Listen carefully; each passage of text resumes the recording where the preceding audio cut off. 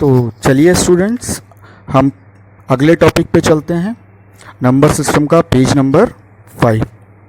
तो अगला जो टॉपिक है वो है simplest form of a rational number, है ना। ये भी पूछा जा सकता है एग्जाम में कि किसी भी रैशनल नंबर का सिंपलेस्ट फॉर्म क्या होता है। तो देखिए इसका क्या डेफिनेशन है। A rational number p by q is said to be in its simplest form if p and q are integers having no common factor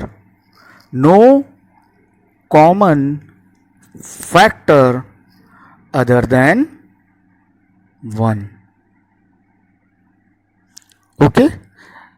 और जब कभी भी p और q का कोई कॉमन फैक्टर नहीं होता तो हम बोलते हैं p एंड q आर को प्राइम।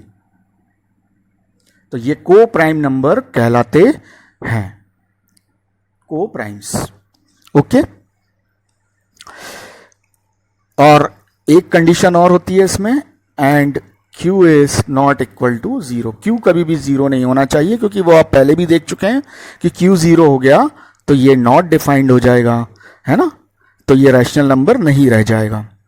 चलिए सिंपलेस्ट फॉर्म के लिए मैं एक एग्जांपल लूंगा। सपोज करिए मेरे पास कोई एक रैशनल नंबर है 4/6। ओके, 4/6। अब क्या ये is it in simplest form?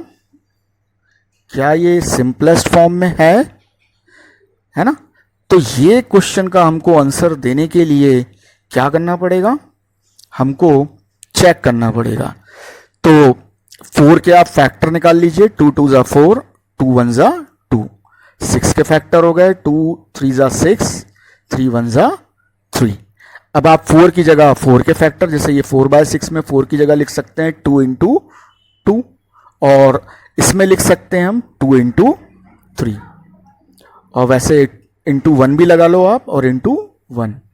तो 2 × 2 × 1 ऊपर वाले के प्राइम फैक्टर्स हैं, नीचे वाले के क्या हैं 2 × 3 × 1।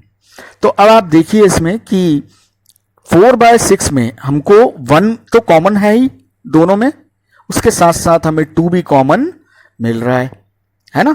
तो हम बोलेंगे कि 4/6 is not in simplest form. इसलिए हमारा 4/6 सिंपलेस्ट फॉर्म में नहीं होगा, क्योंकि न्यूमरेटर और डिनोमिनेटर दोनों का जो एक कॉमन फैक्टर है वो है 2। 1 के अलावा 2 है, और होना क्या चाहिए, सिर्फ 1 होना चाहिए, है ना। ऐसे ही आप एक और एग्जांपल देखिए।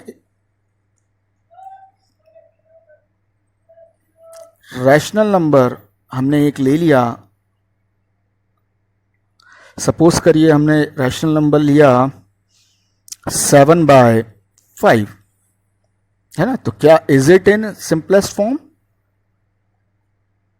क्या ये सिंपलेस्ट फॉर्म में है? तो चलिए हम देखते हैं। वही 7 के मैंने प्राइम फैक्टर निकाले, 7 1 ज़ा 7, और 5 का क्या आ जाएगा 5 1 ज़ा 5। जब मैं 7/5 लिखूंगा तो ऊपर उसके फैक्टर और नीचे उसके 5 के फैक्टर लिख दूंगा। तो अब आप यहां पर देखिए कि अगर मैं न्यूमरेटर और डिनोमिनेटर में कॉमन की बात करूं तो कॉमन कौन है, सिर्फ 1, है ना। तो सिर्फ 1 कॉमन है, इसलिए हम बोल सकते हैं कि 7/5 इज इन सिंपलेस्ट फॉर्म। आई बात समझ में आपको? तो क्योंकि 7 और 7/5 में जब हमने उनके फैक्टर को चेक किया तो हमें पता चला कि ऊपर भी 1 नीचे भी 1, सिर्फ यही 1 जो है वो न्यूमरेटर और डिनोमिनेटर में क्या है, कॉमन है।